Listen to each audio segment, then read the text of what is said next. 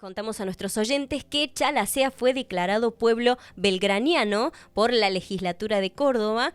Un poco tuvo que ver en esto Carlos Ferreira, que ya lo Sí. tenemos del otro lado. Un amigo de la casa. Sí, por supuesto, ya tuvimos la oportunidad en otro momento de charlar con él y por eso es que lo saludamos. Buenas tardes, Carlos. Buenas tardes, Carlos. Hola, Caro, hola, Matías, ¿cómo están? No sé si me escuchan bien. Sí, sí, excelente. Espectacular, excelente. Siempre con buenas noticias, Carlos.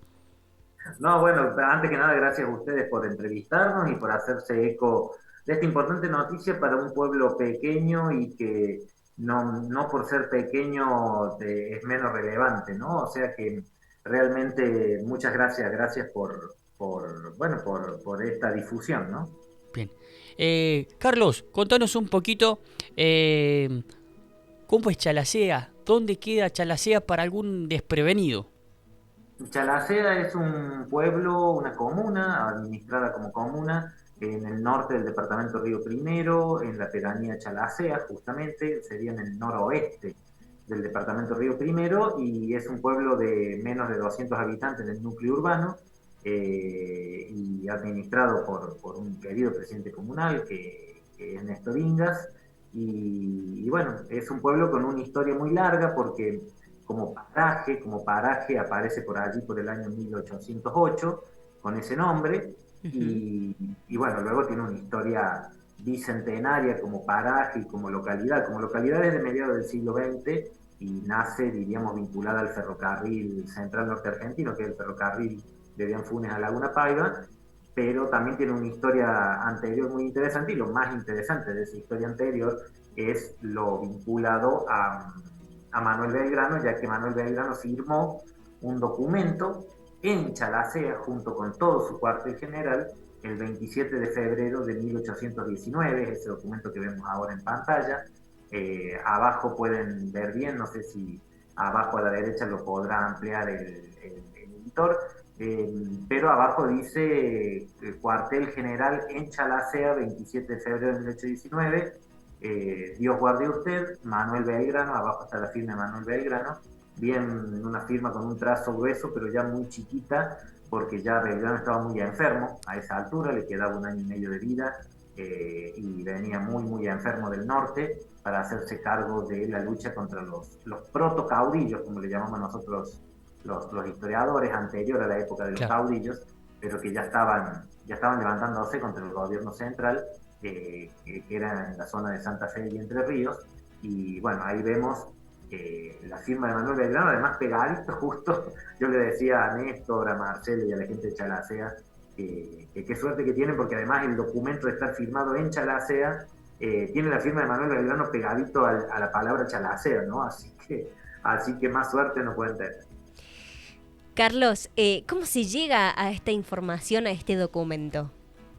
Mira, es muy lindo el proceso, gracias por la pregunta, porque los historiadores normalmente trabajamos a largo plazo, por eso nos cuesta mucho por allí hacerle entender a las autoridades que a lo mejor algo que estamos hablando hoy o que es un dato que apareció suelto en un documento, quizás nos lleve 5 o 6 años terminar de encontrar toda la información.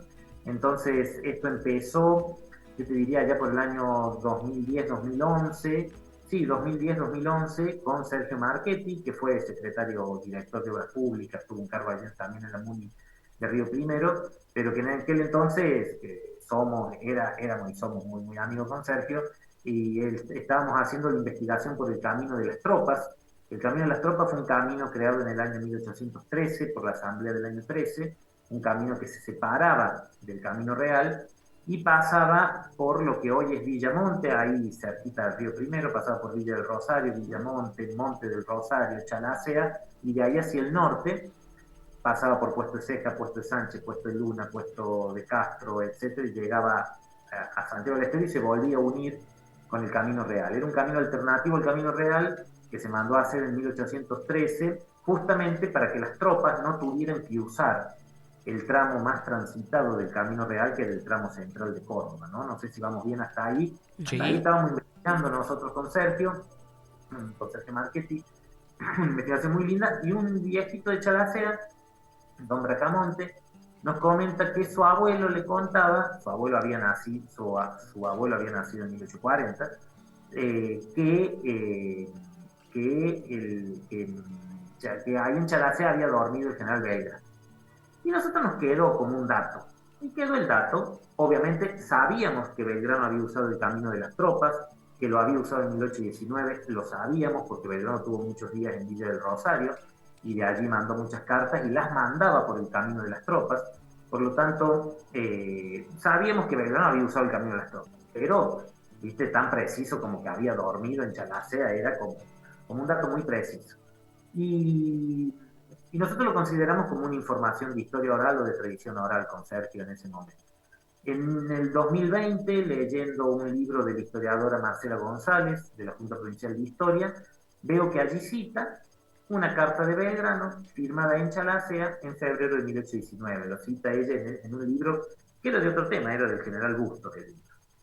Le pido los documentos a Marcela González me manda el libro de donde ella lo había sacado el documento. Fíjate cómo todo esto en el 2020, ¿no? O sea, estamos hablando del año 2010, 2011, 10 años después, en el 2020, aparece ese documento, me manda el libro era un libro del año 1974, sobre las guerras civiles argentinas, Sí.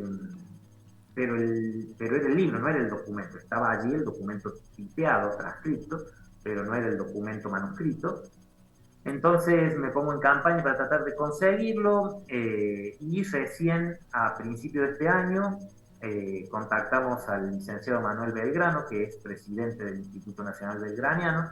Es un instituto nacional que depende de la misma Secretaría de Cultura de la que dependemos nosotros aquí el Museo Jesuítico Nacional de Jesús María. Sí. Y tenemos muy buena relación y de hecho con Manuel Belgrano, suena raro decirlo, pero con Manuel Belgrano ya nos escribíamos desde antes. Pero en este caso le pedí específicamente, mira, necesito tal documento, y me dice, sí, cómo no, por supuesto, es nuestra función como Instituto Belgraniano. El historiador de ellos, de ese instituto, Matías Vid, lo buscó, lo encontró en el Archivo General de la Nación, lo fotografió y ahí lo podemos ver. Una carta en la que Belgrano le informa al director supremo, Juan Martín de Pueyrredón, que en el combate de la Herradura, o sea, en la zona más o menos de lo que hoy es Villa María, habían triunfado las armas de la patria contra los anarquistas promotores de la desunión, así dice.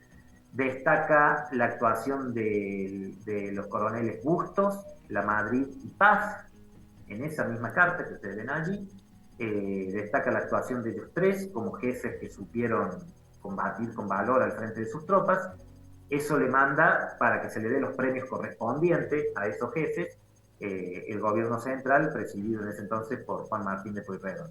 En esa carta, Belgrano, que venía del norte, la firma, como dice allí, Dios guarde usted muchos años, cuartel general en Chalacea, 27 de febrero de 1819, Manuel Belgrano. Eso nos confirmaba no solo que Belgrano había pasado por allí, sino que había estado en Chalacea, había seguramente pasado un par de días porque Belgrano estaba muy enfermo, no podía moverse muy rápido, de hecho iba medio un poco en cama, un poco en camilla, montaba muy poco ya en esa época. Así que bueno, suerte para la gente de Chalacea, que ahora se tienen que hacer cargo de ser parte de la historia nacional. No es chiste, ser parte de la historia nacional abre un montón de ventanas. Tienen ahora una responsabilidad muy grande la gente de Chalacea, porque además, encima, por si fuera poco, la legislatura de Córdoba declaró al primer pueblo belgraniano por ley de la provincia, y ese es Chalacea. Así que tendrán que hacerse cargo. Lamento haber encontrado ese documento. Qué maravilloso, ¿no? Formar parte de esta historia tan importante. Carlos, ¿cómo llega esta información, esta propuesta a la legislatura?